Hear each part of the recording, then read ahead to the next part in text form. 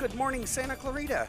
Happy Friday. Welcome in. You are listening to KHTS, your hometown station, 98.1 FM and 1220 AM. This is SCVi and iLead Schools Eye on the Valley. I am your host, Matt Watson, and our show, Eye on the Valley, as I said, is brought to you by SCVi and iLead Schools. We are a network of charter schools with campuses in Castaic, Agua Dulce, Lancaster. We've got an online school that is TK through 12. We've got a home study program, also TK through 12, is called iLead Exploration. As a matter of fact, why don't you visit us at our website, iLeadSchools.org, for more information on any of our schools, classroom-based, hybrid, virtual. And that's again, iLeadSchools.org. Check us out while you're listening. We've got our eye on education and, here in Santa Clarita, across the nation.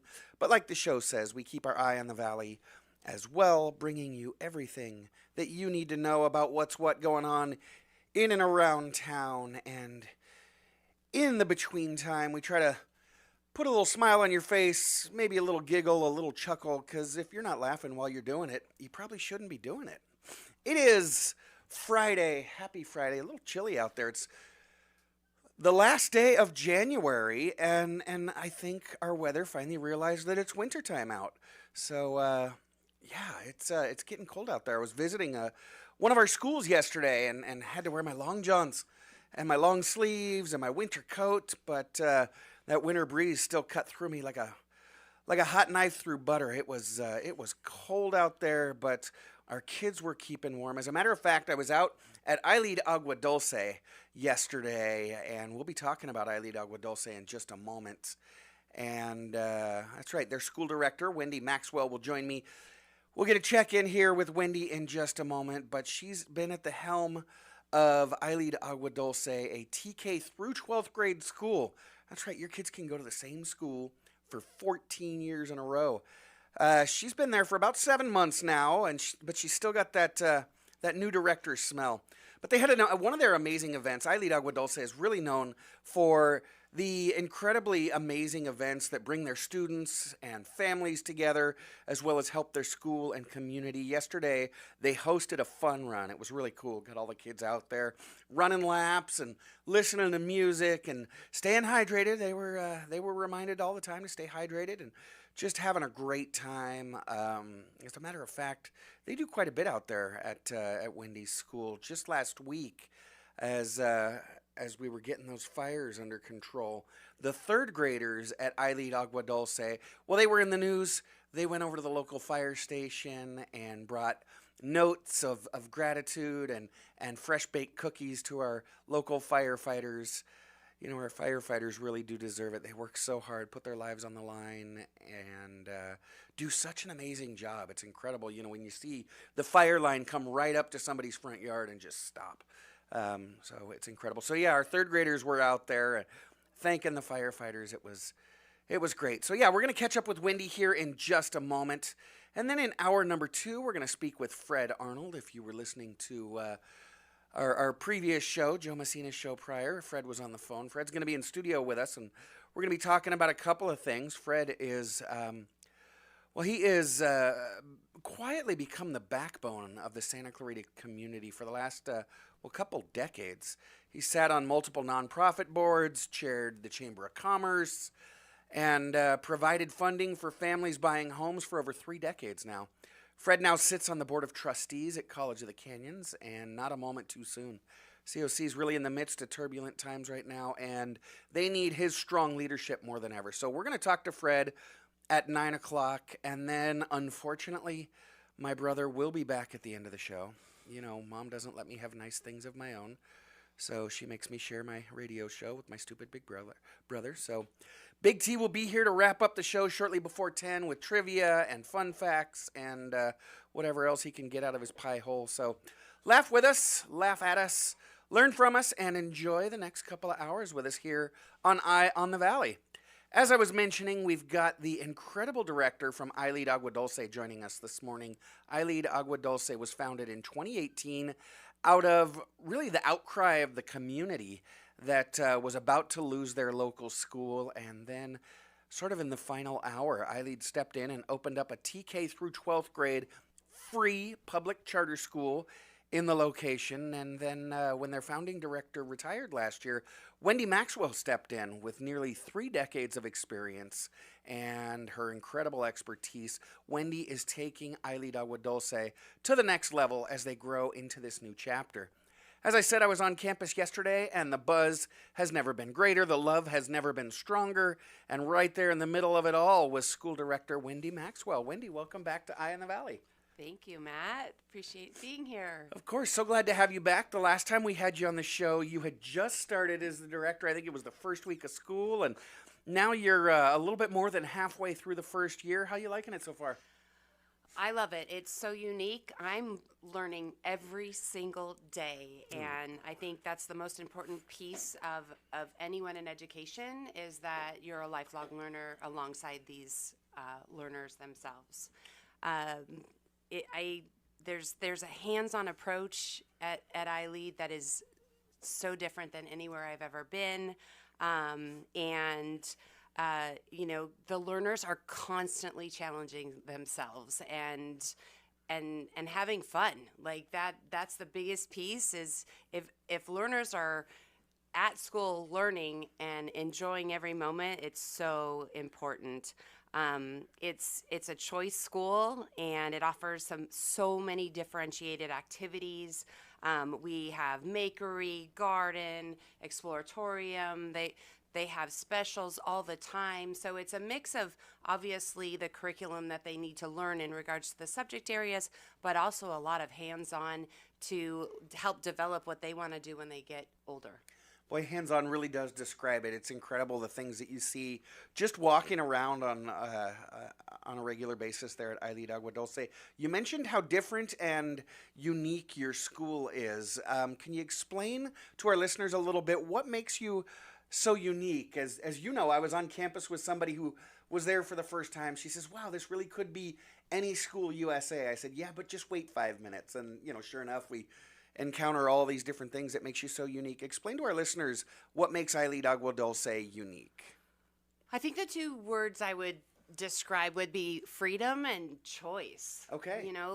There isn't a one size fits all. This is the way we need to do this assignment. There's always the ability to be creative, think outside the box, They work together in groups as well. They have the choice of working on their own. It's like they're freeing. They can do what works for them, and they're learning whether it's not just the subject areas. It's the life schools. It's the social piece. It's the how to deal with conflict.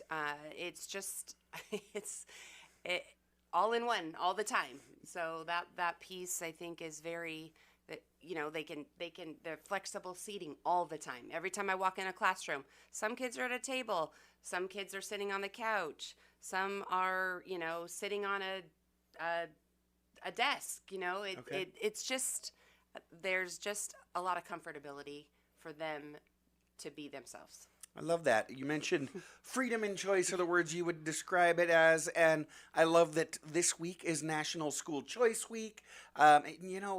It's funny, even though we've had charter schools for, almost 35 years here in California, families still don't realize that where they send their child to school is their choice. Whether it's transferring, to a different school in a different neighborhood or a different district, or charters, right? When you and I were growing up, the choice was the local school or the local private school if you could afford it.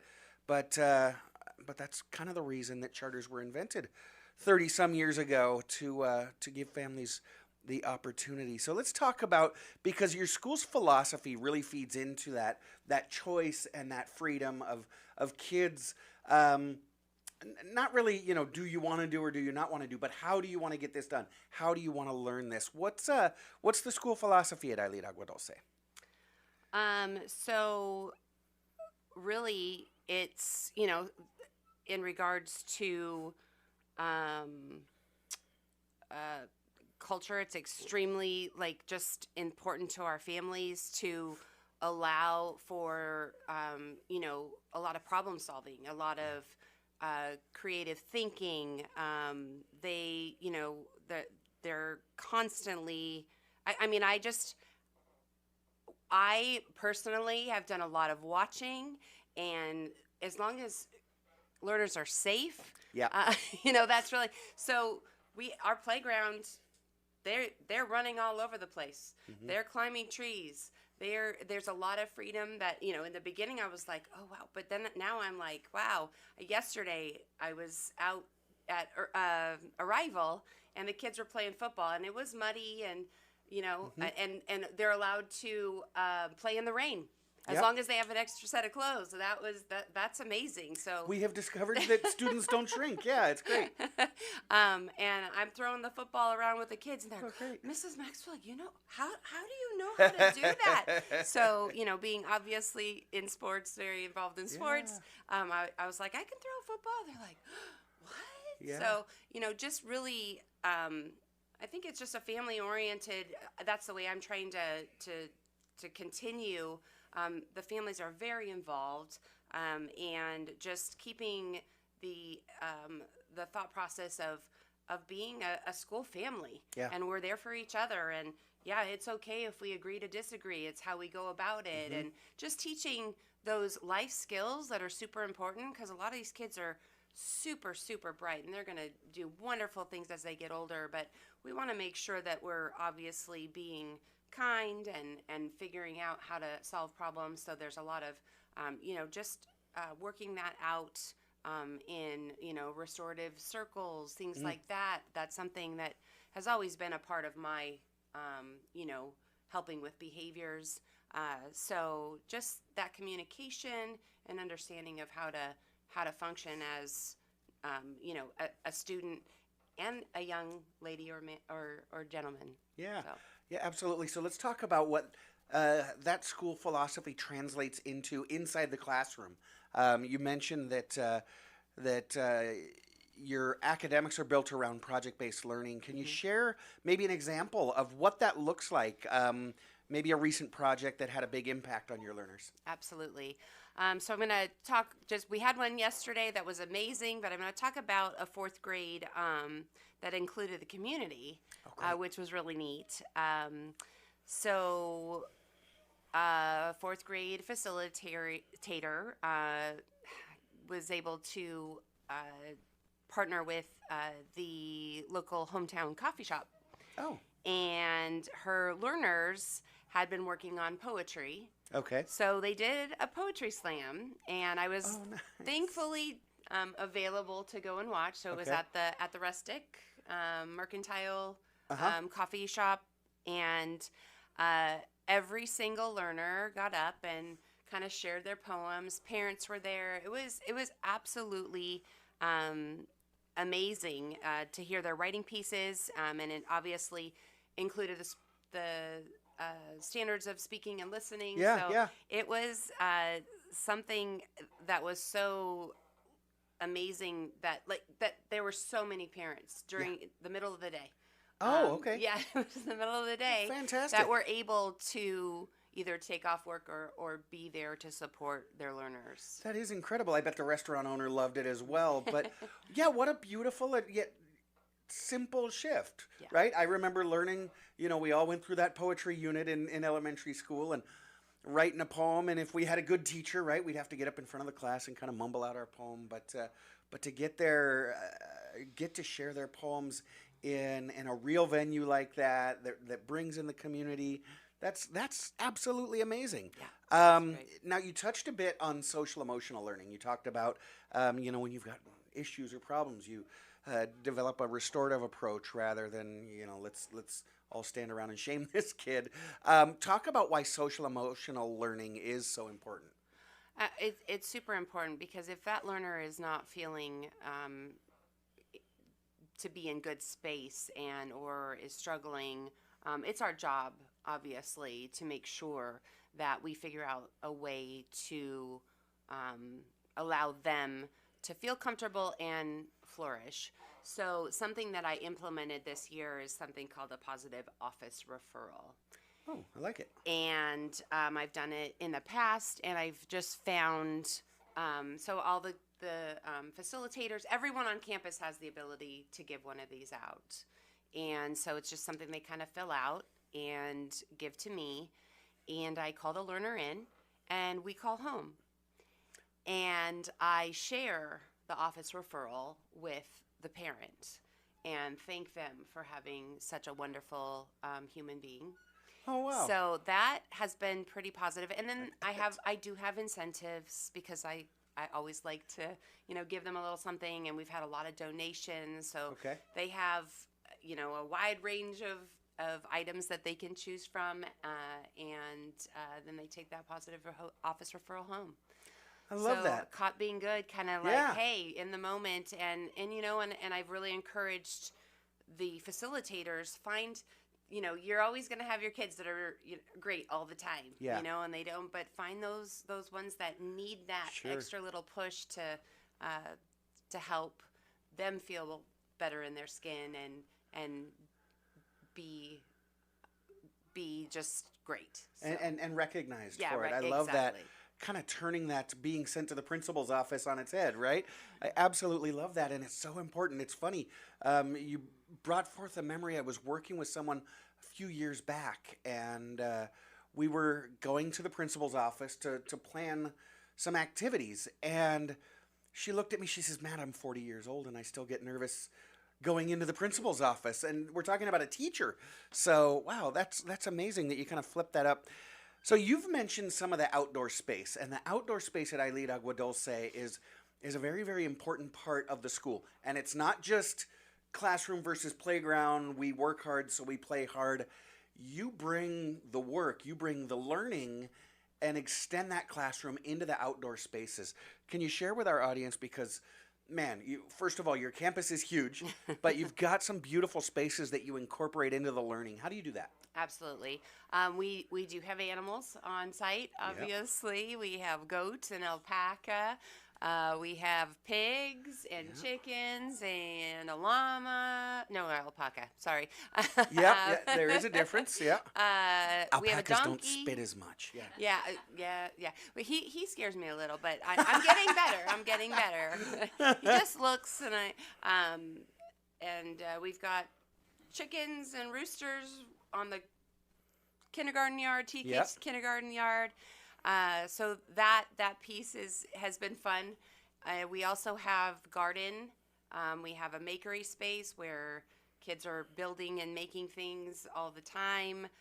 We have the exploratorium where they're working on computer, like digital programs and flights. We have a flight simulator. I mean, there's I don't think there's anything not that we can always have more, but I'll rephrase that because we are working on that too. But just,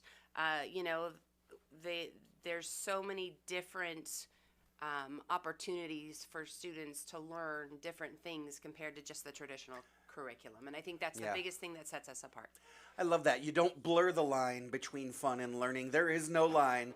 The learning is fun, the fun is learning, and kids are just growing and having a great time. It's always wonderful to see the great energy that they bring when they're coming into school, right? And they're excited to be there. We're talking this morning with Wendy Maxwell, director of iLead Agua Dulce, your free public charter school, TK through 12th grade, just off the 14 freeway here on the east side of Santa Clarita. When we get back, you'll hear more about the school and how you can enroll at iLead Agua Dulce. I'm Matt Watson, and this is SCVi and iLead Schools Eye on the Valley, and you're listening to your hometown station, KHTS.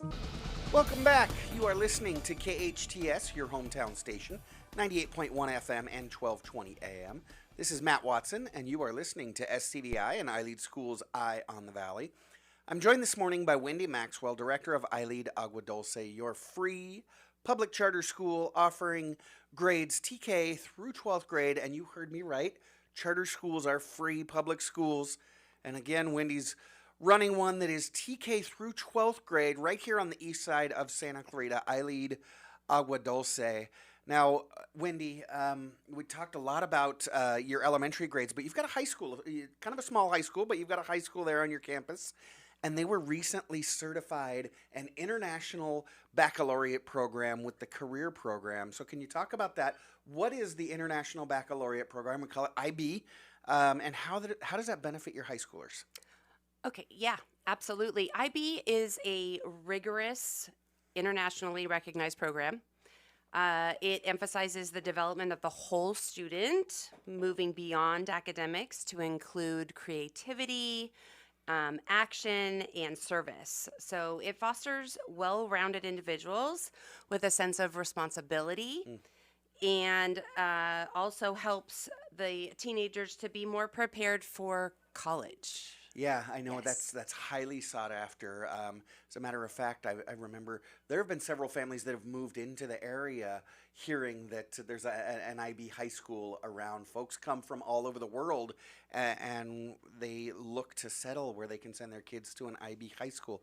Really important. Now, speaking of high school, this is going to be a very monumental year at iLead Agua Dulce. You're graduating your first class of seniors this year. That is so exciting. Yes, it really it is, and we're doing a lot of planning right now. We are they are going to go to grad night, so Okay. that's exciting at Disneyland. And instead of having a prom, because we have a pretty small graduating class, they're going to do like a murder mystery dinner. Isn't that Oh, fun? that's really cool. I love that. Yes, yes. So that'll be a lot of fun, and then we'll have our senior signing day for the students going to college. That's right. Their Yep. college applications have probably gone Which will out. be Yeah. the beginning of May. Okay. And then one of our parents is planning a senior sunrise event. Oh, very cool. Yes, Okay. yes. I love how So- involved the families and the kids are and building their own experience, their own legacy. Yeah. Yeah, and our facilitator is fantastic. She does such a great job of all of it, and we're just really trying to make it special. Yeah. So you've mentioned that word a couple of times, facilitator. It's funny every now and then when I refer to our educators that way, people who think they know will wag their finger at me and they say, "Oh, you charter school folks, you call them that because they're not real teachers. They're not credentialed teachers." Is this the truth? No, Okay, not so at all. Why do we call our teachers facilitators? Because they are supporting the students in their learning. And it took me a while to get that verbiage, but I like it so much better than when I was in the true public sector, because it's, you're working hand in hand. Yeah. It's not this, I'm up in the front of the class teaching. This is all in, everybody's involved, and they're supporting the learners being able to learn a lot of things kind of through their own lens and on their own. So I think that piece is amazing. Yeah. Amazing. Absolutely. It's giving the education back to the one who owns it, right? Because in that traditional setting, the teacher owns the education, and if you behave, then I'll give you some. But on the other hand, the education here is in the hands of our learners, and it's the facilitator that just sets the stage for it. I was reading recently, Wendy, you just opened up for applications for the 2025-26 school year. Can't believe I'm saying 2025-26 already. Is your enrollment closed for this year, or are you still taking enrollment for this year? We are absolutely taking enrollment for this year. Okay. We actually just held a TK through 5th grade family night, prospective family night the other night, and we had probably 26 people. Wow. And according to our Gladys, that was one of the largest we've had in a while. So that was very, very exciting. It was wonderful to see that many families, and we are always open for enrollment. We have a lot of learners. Yeah. So you don't want to wait.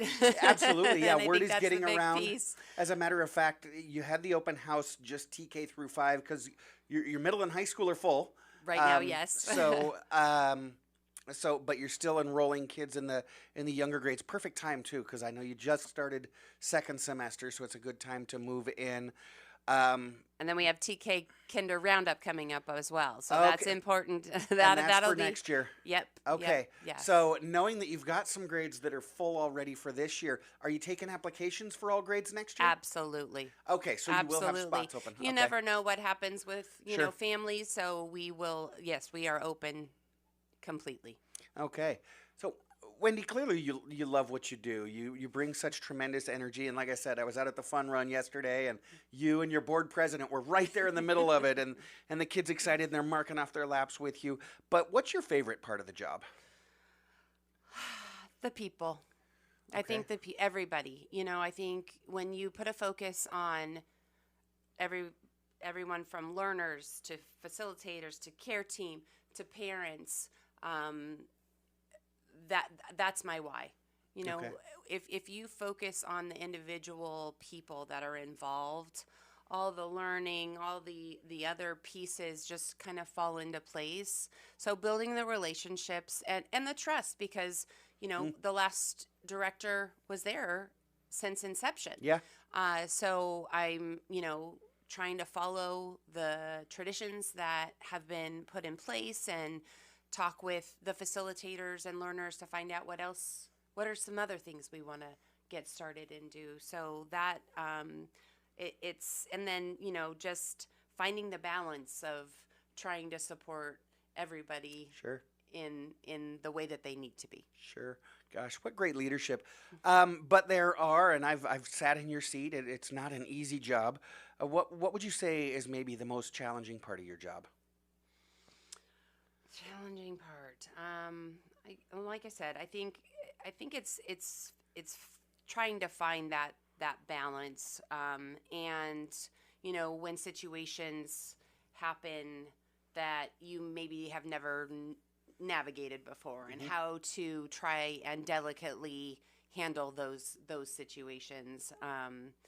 In regards to like earlier in the year, we lost a couple of our animals, and that was a big piece, because this has been a part of the culture there for a very long time, and just navigating how to communicate that out to families, and that was kind of tough, but And by lost, they didn't get out. You take good care of them, but things happen with animals, and you had a couple of critters pass away. Yes, we did. That was really so devastating. That was a hard piece for me. Yeah. Being obviously new and Sure. and whatnot. So, yeah. Sure.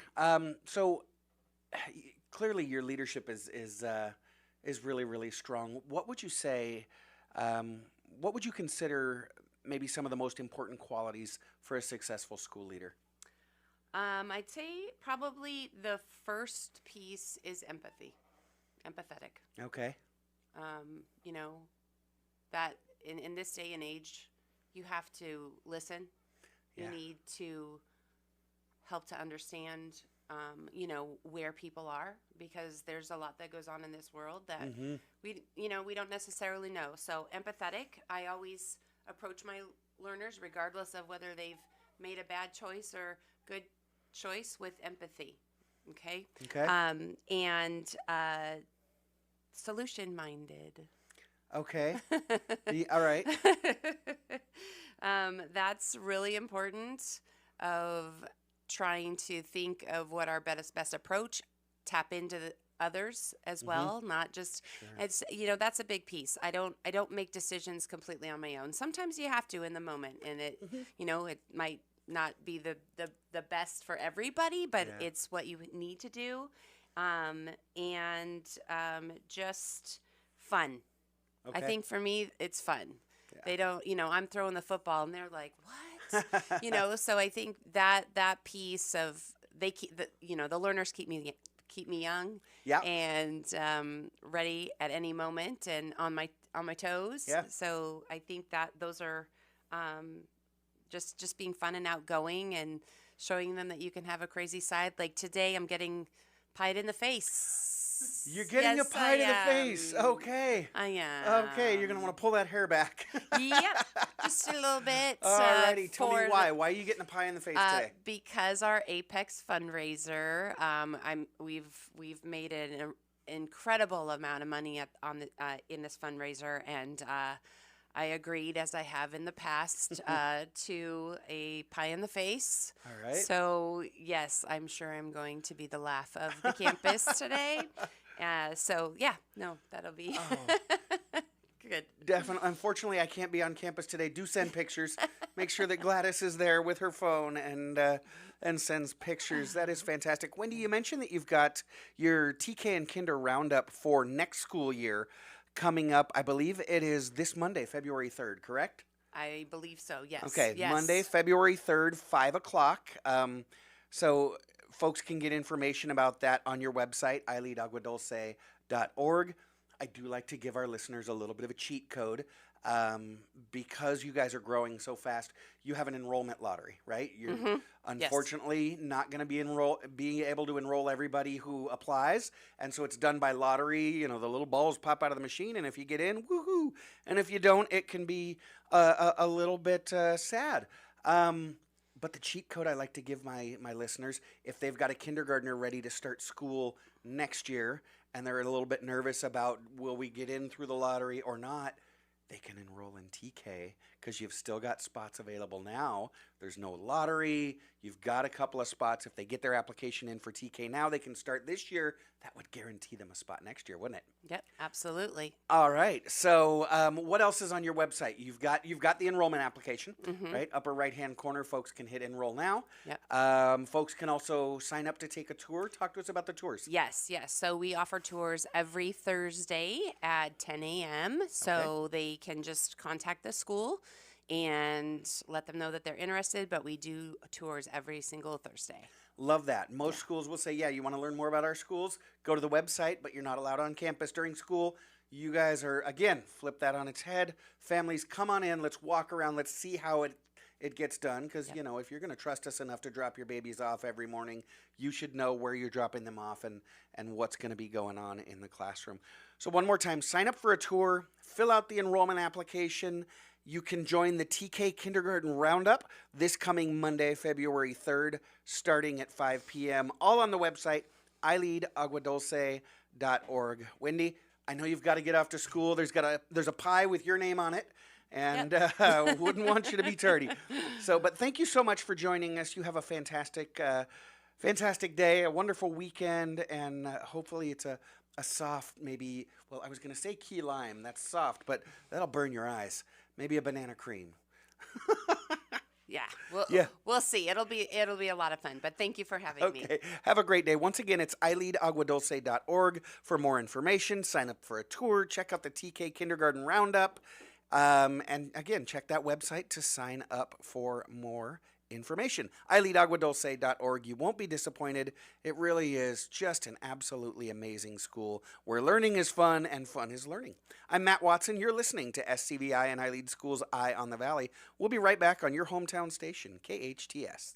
Welcome back. You are listening to KHTS, your hometown station, 98.1 FM and 1220 AM. This is Matt Watson, and you're listening to SCVi and iLead Schools Eye on the Valley. We were just exploring some of our past trauma during the break.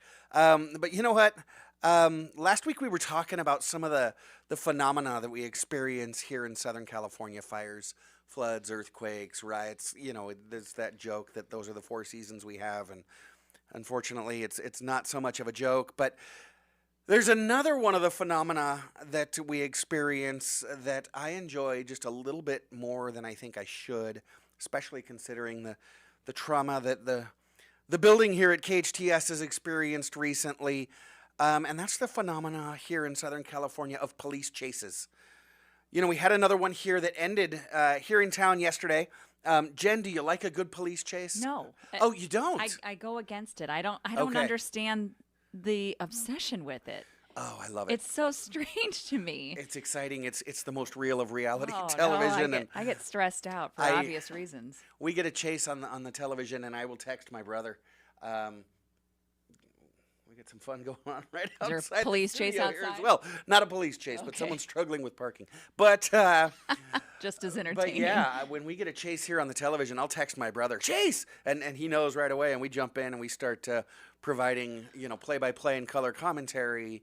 So what is it? What's the draw to it? I don't get I it. don't know. It's just it's high energy, and you know that both sides, the chaser and the chasee, are really amped up, and what's going on, what's going through this guy's mind, and you think there's no way you're getting away. You've got 9 helicopters above you, but it's always, I don't know. I think building up to the crescendo of somebody being tackled in lane 3 of the freeway is exciting. Like I said, we had a chase here in town yesterday. It was actually a carjacking that started up in Bakersfield. Very scary, but the guy immediately jumped on the freeway, headed south like a bat out of hell. And that's when Bakersfield PD handed it off to the CHP, who chased the guy all the way down to Santa Clarita from Bakersfield. They eventually, as he's going over the grapevine, they hit him with the spike strips. He lost a tire because of the spike strips. So he finally threw in the towel just south of Hasley Canyon on the shoulder of the freeway. That's like right in front of my office. Oh, geez. That's like 50 yards from my office window. So the story broke right here on KHTS's website, hometownstation.com, by the way. Go to hometownstation.com for the latest breaking news, updates, and community events, as well as police chases. But yeah, we get them here in Southern California all the time. And I am a self-confessed chase lover. We had a guy just 12 hours earlier than that, night before last, who actually, apparently he was driving what police identified as a stolen vehicle. So the sheriffs lit him up, and he immediately did the smart thing and threw it in reverse, rammed the police car twice before taking off and heading north on the 14 freeway at about 100 miles an hour, they say. It was only when sheriff's deputies conducted a pit maneuver. I think that's one of the things. I love me a pit maneuver. This is like Dukes of Hazzard TV shows. Well, you know what it is you remember, did you ever do this to your friends when you're chasing them and you just kick the heel Sure. and so that it Flat bumps tire you? 'em. Well, no, not the flat tire, but when they're running and you kick their heel so they cross up their feet and they go down. Oh, well, yeah. That's the human version of a pit maneuver. The same thing, right? You just kick the rear end of their bumper there and they spin out. So anyways, they finally spun this guy out up in Palmdale, and of course, and I think this is what I like about it, this opportunity, the suspect bailed out of the car and went to ground. Run, yeah, because that's always a good idea. That'll work. And so sheriff's deputies ultimately apprehended the suspect. I'm sure they gave him a little bit of the business once he got to the ground. But, bad boys and their bad decisions. I don't get it though, because I think about it. Obviously, there's car chases that happen all over the country, all day, every day. There's one happening right now near you, I'm sure. But I guess it probably, I don't know what the right phrase is, and I might butcher it, but it's like it feeds itself, right? So these local TV stations, picked it up one time, and their ratings probably spiked Sure, they went through because the roof, everybody's wondering, oh my gosh, what is this? And so now it's this self-serving beast, like they might not care about a car chase over at the TV station, but they've got nothing else to do. They've got to fill 5 minutes of time. So, hey, let's throw this fool on TV, and here come the ratings once again. So it feeds itself. It's the Jerry Springer of local network news. Yeah, absolutely. Free entertainment. We all want to watch an idiot go for 5 minutes. And it's funny, I said earlier, you get the helicopters above you. There's no way you're getting away. Yeah. But I think maybe that's part of the excitement, too, is sometimes they do. I saw a chase a couple of weeks ago, and it boggled my mind. There were a couple of guys on motorcycles, dirt bikes, right? Not even, didn't even have little license plates on them. They were on dirt bikes and, ripping around. And I guess at the beginning of the chase, they had assaulted a police officer or something like that. So you figure you assault a cop, and then you start the chase, you're going down. Yeah. Well, these guys are on dirt bikes, and they're going through, Inglewood, East Los Angeles, Beverly Glen. They're all over the place. And people were watching them on the news and got on their own dirt bikes and joined them. And so this chase that started out as 2 guys on dirt bikes being chased by a couple of cruisers ended up being, at final count, I had it at 30 What? dirt bikes, quads, different off-road vehicles that were literally showing off for the cameras. These guys were, doing wheelies, going through intersections and, doing donuts. And they were stopping at red lights. That's what I didn't get. They're stopping at red lights. There's 4, 6, 7 cruisers behind them that weren't approaching them. Now, eventually they did get a little closer and these guys started running red lights. But at one point, and I'm not a police officer, I don't know the policies. I think the idea was this chase is feeding itself. Yeah. So we're going to back off. Hopefully the news helicopter, but they didn't. These guys in the middle of a chase, Jen, actually stopped for gas. Oh, get serious. They stopped at the gas station. Oh, my gosh. Threw one credit card in. I think 3 of them filled up their tanks and still didn't get apprehended. And like I said, it built to be about 30 motorcycles. Oh, that's and quads and insane. things like that. And then one by one, they just peeled off. That's insane. Nobody was arrested. I don't understand either. Yeah. I get it when they're in the heat of it and they're just chasing one fool on the highway. Yeah, And, sure. they obviously are trying to get this guy, but at the same time, it's easy for us to sit there and yell at the TV, why don't you just get him? Right. Obviously, they're trying to keep everyone else safe around them. So it's Sure. certainly a game of chess, I guess. I don't know, moving game. Yeah. But, just to kind of let them have their space, it's like a fine line. You give them too much space and it's going to grow or get Sure. worse. Yeah, and so, you've seen police will pull back. Yeah. To keep people, hopefully the driver that's being chased will slow down a little bit, quit weaving in and out of traffic, running Run red out of lights, things like gas that. or something. Right, but they'll always follow with the helicopter. There were 3 or 4 helicopters following this group of motorcycles, and I don't know how they didn't get one arrest. That is Not a so single weird. one. That's so strange. It was really weird. So you said you don't like them. No. You ever been involved in a police chase? No. No? No, it All stresses right. me out. I get panicked when I'm not even speeding. I'm doing like 20 miles an hour and a cop will come up behind me to, get around me, of course. And oh my gosh, my face gets flushed and my heart rate goes up and I have to double check like, wait a minute, I'm not even speeding. And I get nervous. I just, I sometimes have a little bit of a lead foot, so I have earned myself a couple of speeding tickets. So I see him and I just immediately like, oh gosh, Yeah, well, you're please doing don't get me. 57 into 55, and you get that adrenaline Sure, go. And sure, yeah, that's what I'm doing. I have to tell you, and I will confess this on the air, I sort of was in a police chase, sort of, once. I was. It doesn't count. I was living out of the country at the time, and I was running late to a meeting. And as I merged onto the freeway, I was texting the people that I was meeting, gonna be a little bit late. And you merge onto the freeway, and there's the lanes next to you. Well, as I'm sitting here texting, merging onto the freeway, the car the vehicle that's already on the freeway now passing me, because I'm still not up to speed yet, was a motorcycle cop. It was actually a couple of them. They'll do that in some other countries, ride 2 to a motorcycle, police will. And the guy sitting in back looked over at me and saw that I was texting.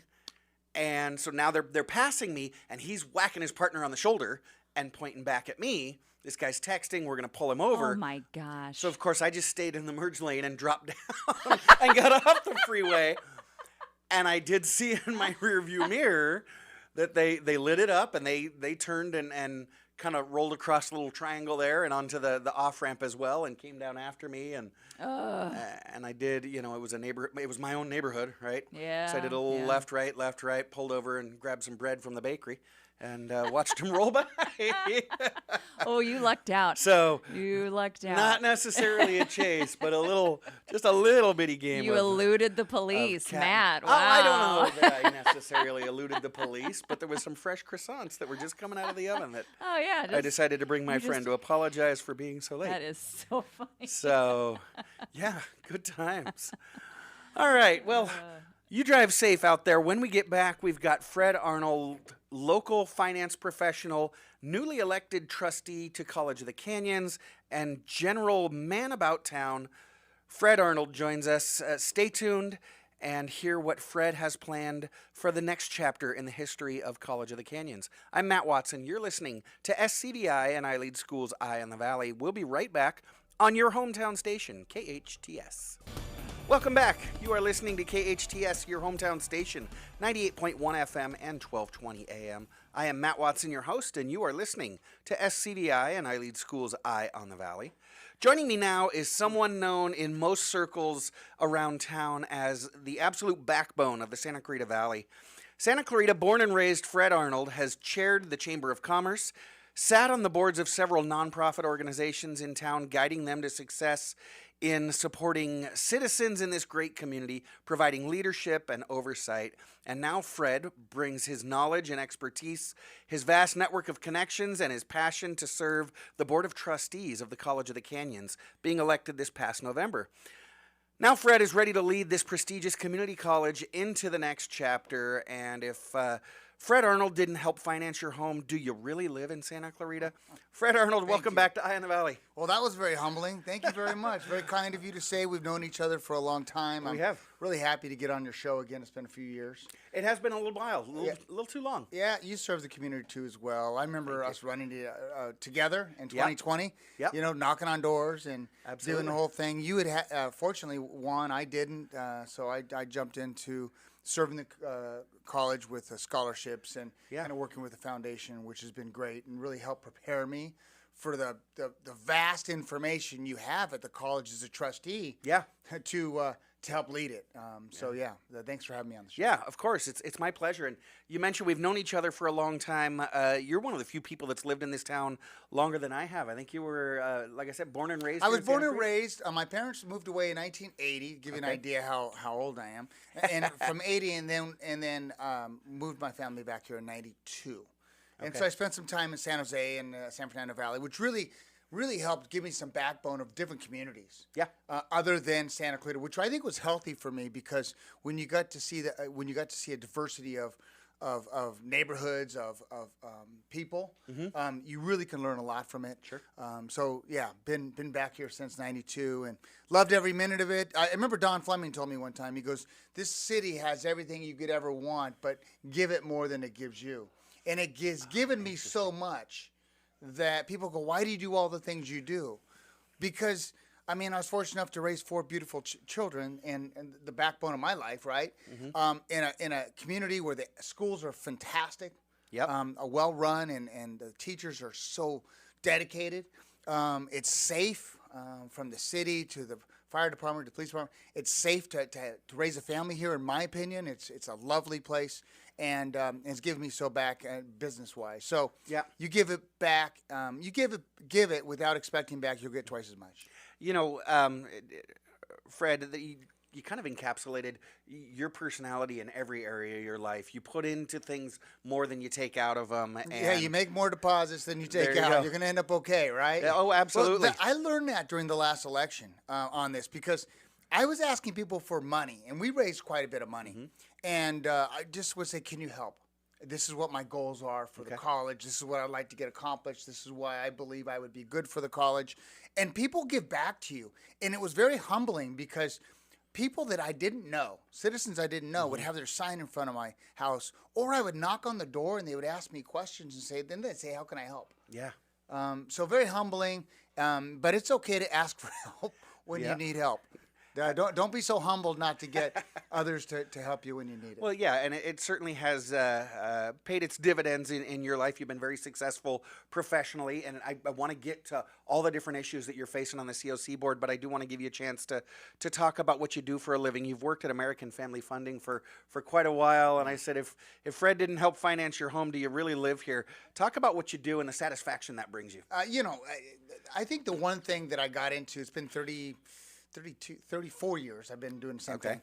And I better do the math. I don't want to misquote, right? Yeah, 34 years. Okay. And the one thing that really made me feel great was when I started helping self-employed borrowers who were kind of locked out of buying a house because of the way they took their income. I see. And that was a big thing because you get a W-2, you work, and it's simple. We calculate your income, you qualify for a house.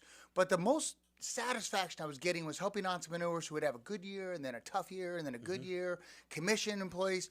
So I really dug into that, loved it, and so I'm able to serve so many of those throughout the country on home loans and the American dream. Now, the American dream has become now the American investment. Now, the young borrowers our age, my children's age, they're not even looking for home sweet home. They're looking for a good investment, and they want flexibility. So I think that's kind of what I've embraced in that.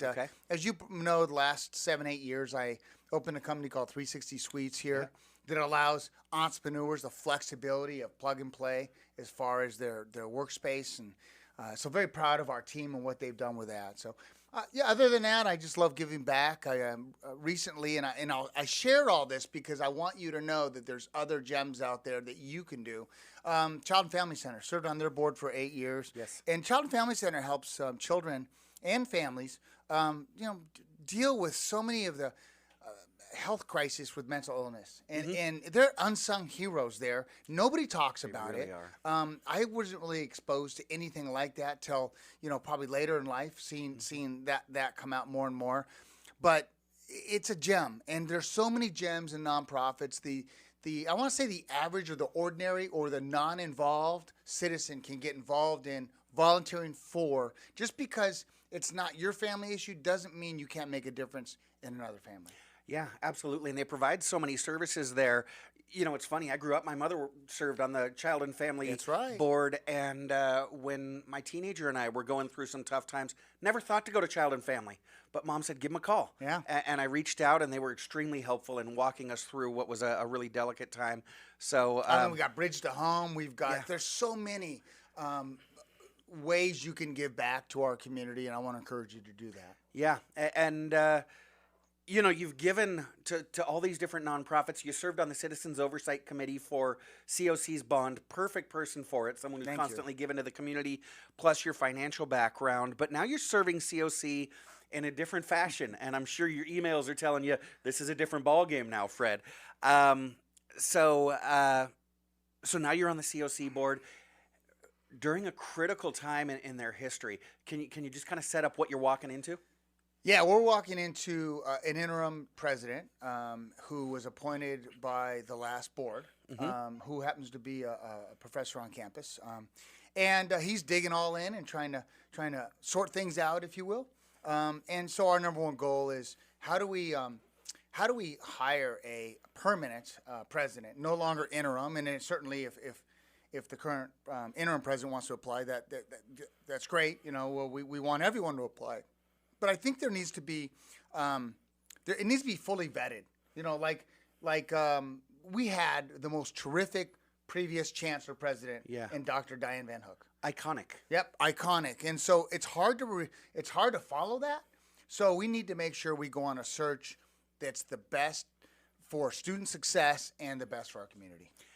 So I know it's only been a month since you were inaugurated. Yeah. Have you had a chance to talk with your colleagues on the board, because you're just one of 5? Do y'all have a timeline? Do you have criteria? Have you set up what the search is going to look like? No, the interesting thing is it's hard to talk to colleagues on the board because you're not allowed to talk outside of a board meeting. Right. So unless it's on the agenda, you can only talk to one individual about it. If you talk to 2, then it's against the Brown Act. Sure. So that's been really difficult, but I did ask in the last meeting for it to be a topic of conversation. Okay. And I believe it's going to be on the board meeting in February of what that search looks like, do the parameters, engage, take the steps necessary as a board. I'm just one of 5. Right. And so as a board, we can collaborate on that, come together on that, and get that momentum moving forward. So we've talked about that. And I'm bringing a lot of things up that I think deserve some urgency, and we could talk about that today. Yeah. So let's talk about one of those issues that has been well publicized. Something that I think surprised people, kind of in a double shot when Dr. Van Hook and the staff at COC started talking about building housing, and folks thought dorms. What do you need dorms in a community college for? But then funding was secured. A tremendous grant came the way of COC, but then that got given back, went away. Talk to us about what happened with this housing project. Well, let me try to stick to the facts. Okay. We were given approximately $62 million to build low-income student housing, not low-income family housing, low-income student housing. And I want to preference this with a lot of people will say, well, we're bringing in a lot of people low-income. That's not the topic. The topic is student housing. You give me a student that wants to go to school, study full-time, and better themselves, and is challenged with housing, that's somebody we want to help however we can as a community. 100%. Whether it's couch surfing. I mean, it might have been fun when we were in college to spend the night at a fraternity house or do this or do that. But to do that every day when you're raised. I knew this young man as he was being raised, all from probably 14 years old on, was sleeping on the couch in the living room because it was a one-bedroom and there's mom, the daughter, and him. And that's where he lived. And what if we can provide low-income housing for someone such as that, somebody that's couch surfing, somebody that lives in a household with multi-generational families to survive because it's very expensive, and we get them to focus on their studies. Right. And we get them to be an extremely productive member of society that'll give back. Because those that are given, we find that are young, give back because it's in their DNA. Sure. They were raised with it, right? Absolutely. I also find people that were given everything and raised in privilege sometimes don't give back because they just hadn't experienced it yet. They're not bad, wrong. They just haven't experienced it yet. So that discussion's going to come back today at the board meeting. Okay. And a presentation. Now, they said they gave the money back. It's our understanding there's some options we may have. Oh, okay. And so let's save that for the board meeting and conversations in the board meetings. But our hope is we can re-look at that. Compton College, I met the president of Compton College just this week, and they're building $82 million dorms. You're looking at a college in Ventura. You're looking all over the country. There was all over the state. There was, I think it was either 12 or 14 colleges that had been given this money. Okay. And we were one of them. Right. And so we're not looking to build. Well, we are looking. We took on a 4-year degree, one, so you could stay here and get a very affordable 4-year degree. We have one. That's something folks still don't seem to realize is that you can get your bachelor's degree without ever leaving the community college there's campus. Two ways. One is the university center, which was a vision of Dr. Van Hook, which was totally outside the box when it came. Absolutely. And everyone's saying, why are you doing this? Well, it's so that those can get masters in education. They can get a degree from other colleges that teach at College of the Canyons at the university center. So that's been fabulous. But this is the outside-the-box thinking that we need to have. How do we house 200 students approximately, 200 beds, for those that can focus on their studies? They can better themselves. They can raise themselves up. So really that's the focus of the conversation, hopefully today at our board meeting. And we want to be part of the solution. For those that say we don't need it, perhaps you have not been unstably housed, or you're not living in a household where there's really 3 families living in a 2 or 3 bedroom house. You're absolutely right, and I witnessed it when I did study down at CSUN. There was a rather large homeless population of students who were just working their butts off trying to break that cycle of poverty in their families. But like you said, whether they were couch surfing, some of them living in their cars, and they'd have security tapping on their car window at 2 o'clock in the morning, and because they're parked there on campus. So let's not ignore the problem. Are we going to ignore fentanyl use? Are we going to ignore homelessness? Are we going to ignore gangs? No. How do we prevent it? How do we as a community come together and prevent it? I got a comment I'll share with you real quick. Please do. And again, stop me if we have to jump to a break. But no, we're good. Went to a great play last night, Wicked.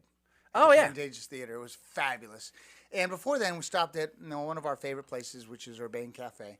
Yeah. And I was sitting there, and a gentleman comes in and says, "Oh, you won, didn't you?" He was a client and a friend, and I go, "Yeah." He goes, "Yeah, but that student housing, what a crazy idea, And I go, "Tell me more." He goes, "Well, it's going to bring in a bunch of homelessness, isn't it?" And I go, "No, I don't think so. It's going to bring in students that can't afford X dollars for a rent, or is in a multi-generational home where there's really no place but the floor to sleep on to focus on their studies." Right. It's not going to be a gathering place for homelessness. And so that perception is there. Yeah. And then to think, 9 times out of 10, it's going to build them to a place where they can afford, the rent or a mortgage or something, as 100%. They're going to get it. They're going to become productive members of society, right, that are upwardly mobile financially. Yep. So they can contribute and build the life they want to build. And like you said, and remember where they came from, and may have a heart to give back. Yeah, you give somebody a hand up, they're going to give someone else a hand up in their life. Absolutely. Let's talk about another one of the projects that has been kind of in a precarious position. A couple years ago, I sat here with one of the staff members at COC, and he was talking about the opening of the Advanced Technology Center. We were really excited about it, got our career and technical education teacher from SCVi out there and building a partnership, but there's talk that may not continue moving forward. What's going on with the ATC? So let me give you the facts, because I'm still gathering the facts to better understand the decisions of the last board. Basically, we were going to build a $22 million-ish facility, 30,000 square feet. I hope I get the facts right. If I, fact check me if you like, but it was approximately that. The land was going to be purchased by Intertext. Intertext was going to build it. We were going to agree to buy it. That way we can use Measure E funds and have a technology center that allow advanced bionics, welding, these I think they're 5-axis machines or 6, whatever they are, these advanced machines that build military parts and parts for airplanes and other items. Really advanced training for jobs that pay very well. Yeah. And so that was the concept and the idea. And we have a temporary technology center. And so they talked originally about a 30,000 square foot space with expandable up to 50,000 square feet. And let's see it. Now, if it blows up and ends up being amazing, okay, we build another one on the Canyon Country campus. Or we build it. Now, this was going to be in the center of town. Yeah. After Diane Van Hook has left the college, and I'll leave it at left the college because there's a lot of people, here say this or that. Yeah. But after Diane Van Hook left the college, they looked into it, and the previous board basically bought out the contract for $10.2 million to Intertext. We still haven't seen the details of that, and we haven't seen the back office accounting of that and how that looks. Are we going to keep that land? How can land be worth $10.2 million if we bought it, if it was purchased for over $5 million just recently, right? What are we going to do with it, and what's the next steps? And that hopefully will be presented to us soon. I'm going to push for it. Now, in the interim, we're still doing it through the temporary location on, I think it's Diamond Place in the middle of town, by the Child and Family Center, right there. So, what's going on with it? Well, all we know is for $10.2 million, we bought out the land and the plans. But if we don't build there, what the plans are going to do us any good? Yeah. So do we take a loss? Do we convert it to another facility, or do we build on it? And what will that cost? And that's something that we've asked the current, I want to say administration, the current president, to give us what work's been done on it. Okay. And so it's still kind of, I'm being vague because these are the questions I'm asking and that I want to find out that has not been shared yet with our board. Sure. Because it's shared collectively with us, not to just one individual typically. And they're answers that the community need to know. Love that you're asking the hard questions because it's important stuff. The community knows what's the plan. Yeah. You just wrote a check for $10.2 million. And if it's not spent through Measure E funds, it comes out of the general fund, which we don't, we only have $17 million in the general fund. Yeah. What are we going to do? Yeah. So let's find out. Let's get these questions answered. And let's proceed in a smart financial way to preserve capital so that money can go to the students. Absolutely. Fred Arnold, financial professional, mentor, philanthropist, and trustee from the College of the Canyons. When we get back, we've talked about some specific projects. I want to talk about more vision as you head into this term. And what you've got on your mind for the next 4 years. Stick around. I'm Matt Watson. This is SCVi and iLead Schools Eye on the Valley. You're listening to your hometown station, KHTS. Welcome back. You are listening to KHTS, your hometown station, 98.1 FM and 1220 AM. This is Matt Watson, and you are listening to SCVi and iLead Schools Eye on the Valley. Joining me this morning is Fred Arnold, trusted loan advisor, community leader, and an inspiration to a generation here in Santa Clarita. Fred was recently elected to the College of the Canyons Board of Trustees. Fred, we were talking earlier about how you and I have been friends for years. I actually met you through my mother. You and my mother have been very active in the community together. Yes. I don't remember how long I've known you. When did you meet my mom? So I met your mother. It's a great story. It was in the 90s. I was a young loan officer, moved my family up to Saugus at the time. And there was this bank that was over by the Do-It Center. I think it was called the Do-It Center. Right? Yeah. Right? I remember and there was the a bank like portable in the parking lot. The bank is actually gone now. It's gone just an now open space. because it was an easement. Yeah. So they could only put a portable on this. Yeah. And I walked in and I said, I think I met her through somebody, through a lead. And I says, I want to introduce myself. I'm coming back to town. I do mortgage loans and that was the first time I met your mother. Okay. And I remember running into her, probably 5, 6 years, 7 years later, when I moved our company back to town and doing business with her banks that she helped be a part of over the years. And that grew. And then, really, I don't know if we want to say this, but the dubious thing is I was friends with your brother through baseball. Yeah. And I'm like, I'll draft that kid. He's an okay player, Scotty. Sure. But I know the family name. Yeah. And so I drafted the kid. And unfortunately, I got your brother as another coach. Well, no, but it was a good decision because if you're gonna jump on the coattails of somebody, it's a 9-year-old Scott Watson because that guy is taking over the world now. Yeah. So Scotty ends up being an amazing kid, right? Yeah. And at the time, I got your brother as a coach, and we just had a lot of fun. We were always in the American League, not the National League. So it was still serious, but it was just fun. Yeah. And got to teach young kids, and so got to know, and then I got to know youth from that. Yeah. And that election. So there you go. Yeah. I'm sure, Elizabeth, you got up early to watch your son on You know what? the radio. You're talking to her. She's not listening yet. She'll tune in about 15 minutes when your favorite son comes on. So, but I do want to get back to COC. We've got a limited time because you've got a board meeting coming up. But I do want to thank you, as you mentioned, my mother. She retired after 50 years in banking. At the She's a midst, legend. The outbreak of the pandemic. Yeah. And so we had to have a retirement party for her here on the air, right? Because we weren't allowed to get together and have parties. But that night that she retired, I went over to give her a hug, and there was one person there lifting a glass of wine to toast my mother, and that was you. You were the one person there celebrating my mom's I probably would have retirement. gotten in trouble for being there. There's probably more than 5 people there. Yeah. So I probably got in trouble. I think we're So past the didn't say statute of anything, limitations yeah. there. Well, we had to throw a party for her. Anyhow. We did.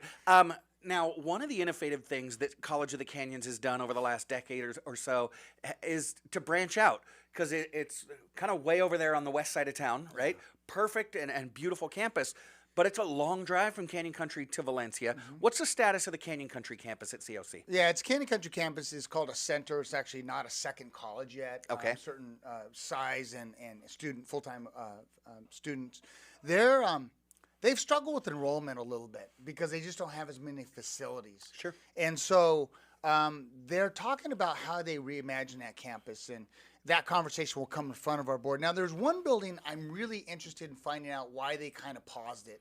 And it was the Health and Natural Sciences building. Okay. And it was going to be like the third building in a triad of buildings. Right. There was 2 buildings that were built that were brand new, state of the art. And have great bio labs and The science building's gorgeous. Amazing, right? Yeah. And this one was going to be the one that replaced a bunch of bungalows, so you no longer felt like you were going to school in bungalows. Yeah. Is that the turning point, right? When you get to a point where something actually makes sense, and all of a sudden enrollment goes up or something changes. Yeah. I thought that building could be a turning point to that campus where it became its own college. Kind of legitimized it. Exactly, but the current administration put it on hold. We don't know why. The questions I really want to know, they keep putting off. It's basically shovel ready. They were getting ready to put the fence up, and then all of a sudden when the new interim president came in, they stopped all that. Okay. And so I don't know why, maybe for great reasons. I have no idea. So I want to find out why, because students on that side of campus deserve to have a college, a community college that they can access quickly, affordably, and safely. Yeah, and still has the world-class facilities they deserve. Yeah. Yeah, exactly. So we're not serving the underserved if we don't commit to that in a smart way. Sure. Sure. And talking about facilities, there's a facility that needs some a little bit of TLC. I'm talking about the student center. That's something that the college has been talking that needs work. I'm coming in hot on this one. All right. We're for students, right? Yeah. So we kill, and we'll find out more. Student housing is $62 million. And okay, let's relook at that. But what about the student center? I mean, that facility has had a few facelifts. Yeah. Why is part of that bond money? There's I think around $70 million sitting in the bank to move forward, and we haven't moved forward with a facility that's run down. That the students deserve better. Okay. And so why has that not been a priority? Why is that not moving forward? If not, what can we do to make it a priority? Mm-hmm. You know why? Because if you have world-class facilities, you're going to have a situation in which students want to come here over other community colleges or maybe other colleges. Right. Hey, mom and dad, I could stay here, save money, live potentially on campus or get an apartment close by. Or for local families, stay at home with mom and dad. Yeah, whatever it is, but be a part of a culture. Sure. How do you have a culture where the building is just 50 years old and it hasn't been renovated in years?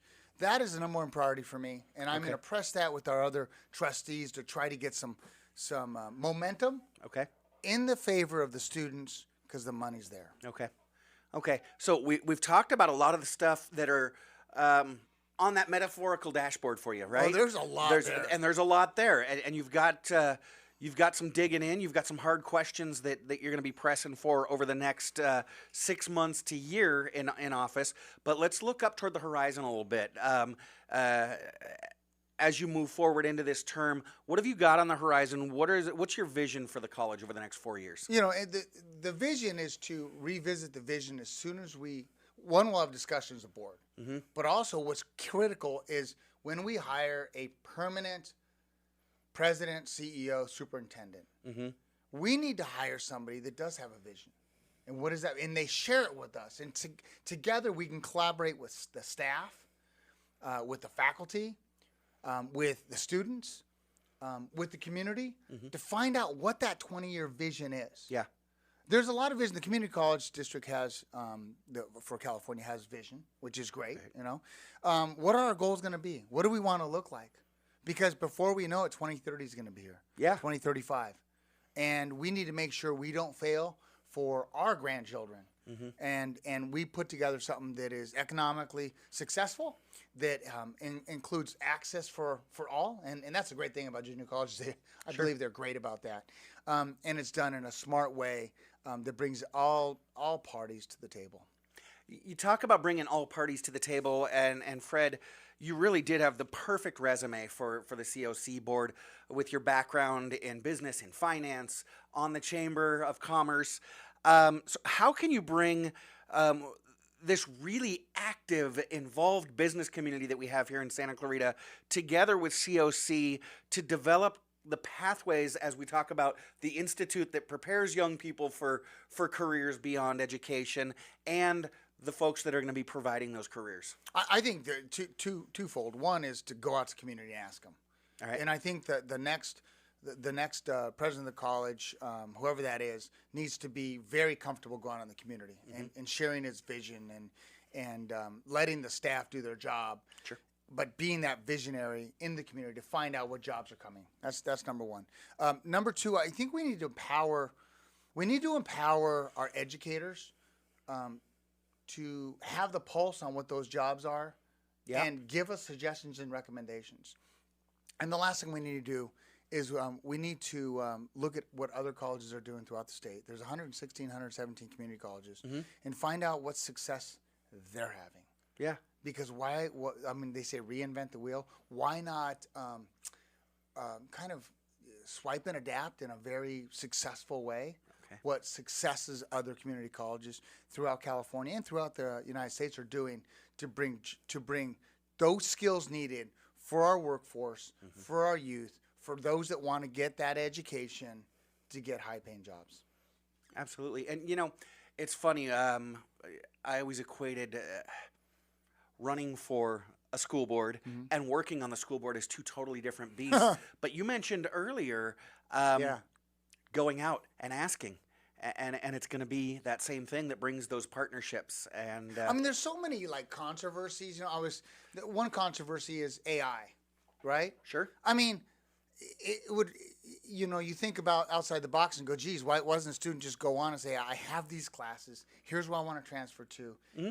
And AI should be able to tell you what classes to take, what are most available, what times are particularly available, what the past has been, what the future looks like. Sure. In seconds. But then does that go against a union contract for the union? So it's like you have to look at all these things in a holistic way because one thing affects another so dramatically. Mm-hmm. And so there's a perfect example where, well, wait a sec, what's the effect on everybody? Yeah. And is it more? But ultimately, it has to be what's best for the students. Sure. It has to be what's best. And best for the students is a great trained staff. Right. Great faculty, enough money to pay them to make sure they're happy and thriving. Absolutely. So that certainly comes into it, but there's just I just mentioned that one thing, and that could go on a tangent of its own. Sure. And so how do we forge forward? And it's going to be being together as a board. Yeah. Fred, there's so much more that we could talk about, and I'm looking forward to our next conversation because you're going to be asking those questions, and I'm hoping the next time you're back, we've got some answers and we've got a little bit clearer vision of what's going on with these important projects in the community. Fred Arnold, thank you so much. We're fortunate to have your leadership in our community and at the helm of our college. Thank you for stepping in to serve during this pivotal time at College of the Canyons. Blessings and good luck, Fred.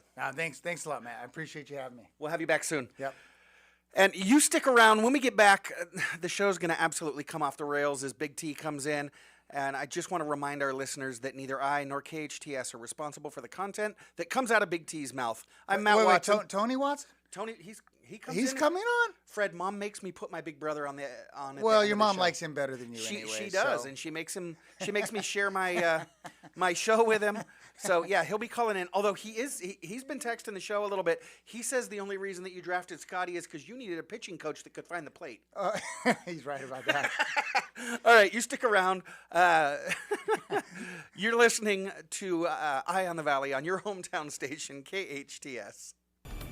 Welcome back. You are listening to KHTS, your hometown station, 98.1 FM and 1220 AM. This is SCVi and iLead School's Eye on the Valley. I am your host, Matt Watson. And now it is time for Big T's 5 Minutes of Fame. Y'all know Big T.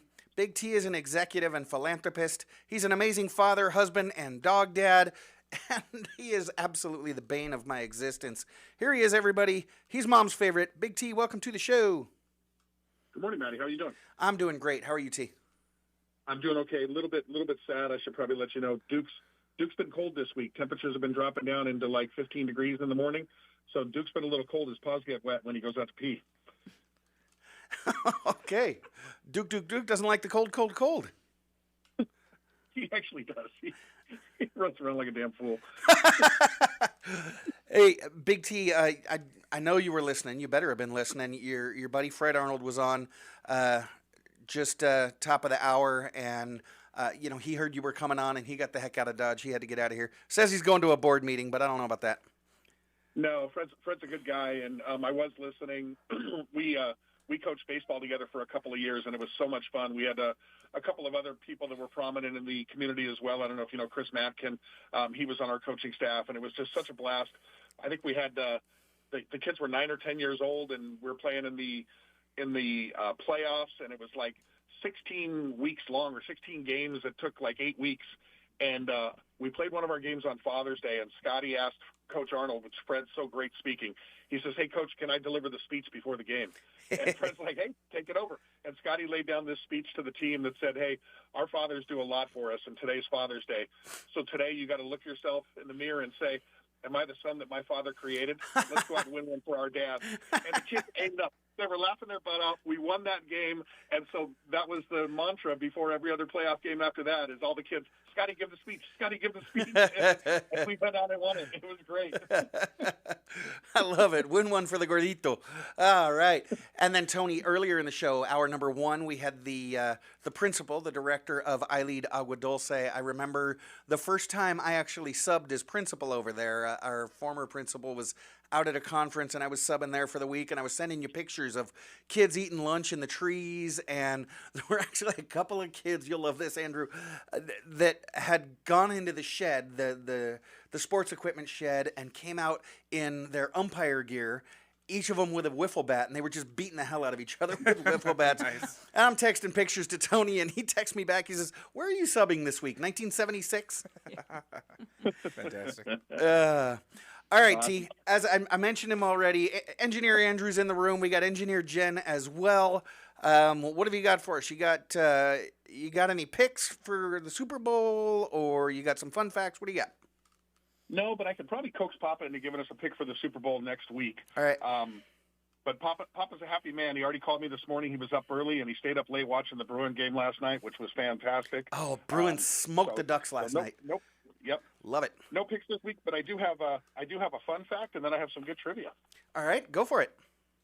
So the fun fact is, for 17 years, they started in 1997, a couple of Swedish scientists started sneaking Bob Dylan lyrics into their research papers as part of a bet. So, the Bob Dylan movie is real popular right now. I believe it was up for like 18 Academy Awards. But these two scientists, they love Dylan. They were at the Stockholm's Karolinska Institute. They bet each other dinner awarded to whoever can sneak these titles into their research papers. It was remarkable. So one of them was the biological role of nitrate and nitrite. The times are a-changin'. Okay. Followed up by E-receptors tangled up in two, dietary nitrate, a slow train coming. But their first is my favorite, which was nitric oxide and inflammation. The answer is blowing in the wind. I like it. So this lasted for 17 years until the gig was up. One of them had to pay up, but they had doing that right in their papers. I love it. That reminds me of a certain undergrad out at the Masters University and a colleague of his. We used to do that. It's nothing like working in a little Led Zeppelin or a little bit of Ozzy Osbourne while you're commenting about religious posts. Well, there's a weather guy who's floating around on social media. I don't know where he's located. So he is now in L.A. He's in Oh, L.A. is he? I think Channel 5. Oh, Yeah, he nice. just, Okay, came to L.A. Yeah, and But- he'll do the same thing, kind of like sneak lyrics into, Sneaks in rap lyrics. Yeah, sunny and cold today, and somehow, gets Right. a rap lyric in there. It's cute. Right. Very creative. Yeah, it's raining outside, so get the D-O-double-G inside. Yeah. If you haven't seen the one where he does Little John's Get Low, it is remarkable. Oh, well, because they had the winter storm coming in up north. And what weather phenomenon did they have, Tony? Sleet. God. To all y'all. It's a little PG-13 weather forecast. There we go. Are we ready for some trivia? We are ready. We got Frogger, we got Jen, we got Andrew. Let's do this. Awesome. In 2011, a horsefly with a gold-colored butt was named after what famous singer?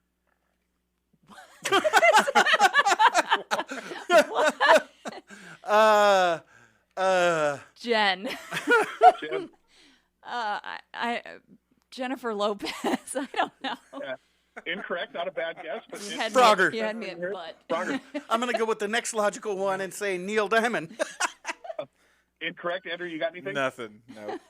It is the Queen Bee herself, Okay. Beyonce. I was going to say Beyonce. no. Darn it. Makes sense. The top floor of the Leaning Tower of Pisa contains 7 what? Frogger. Oh. Frogger. Arches. Incorrect. Andrew, We're open to Windows. right out of the gate. What's that? Windows.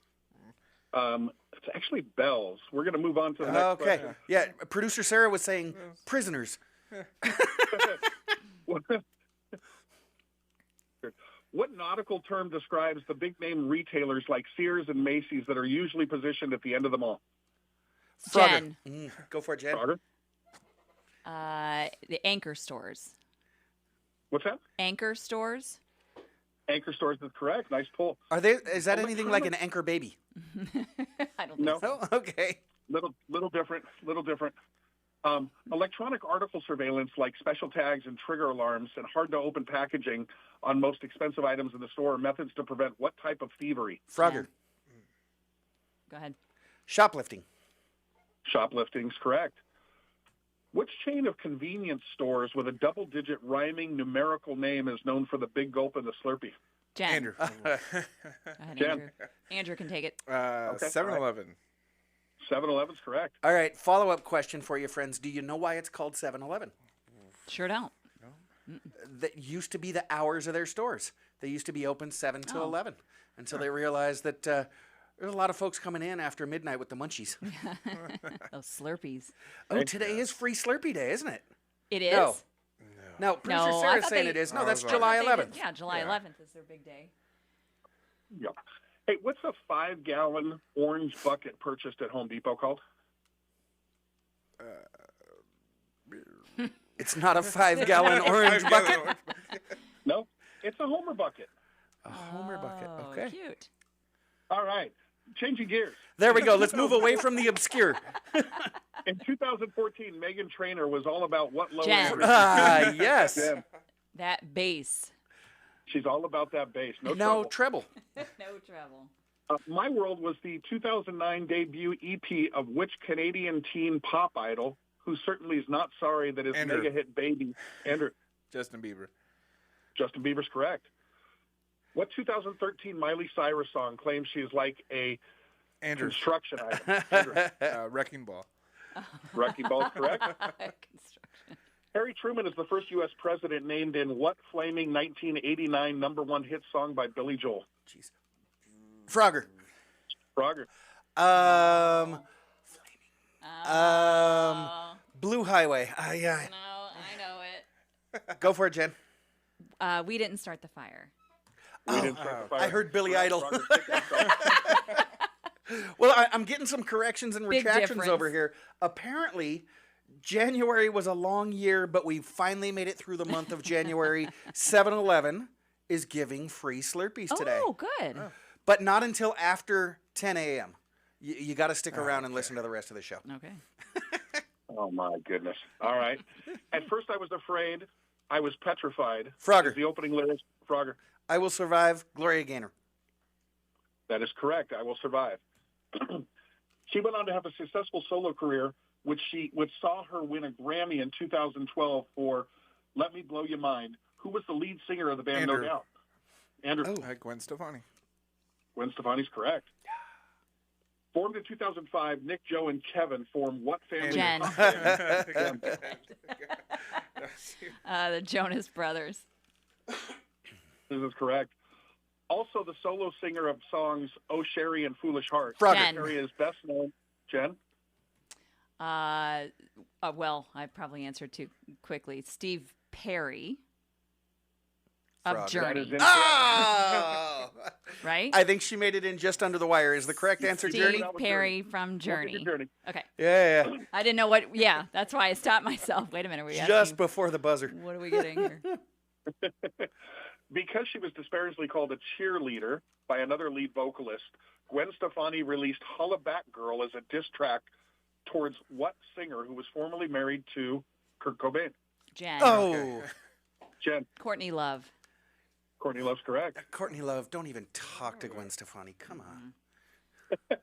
What 1993 dance craze was brought into the world by Spanish group Jen. Frogger. Del Rio?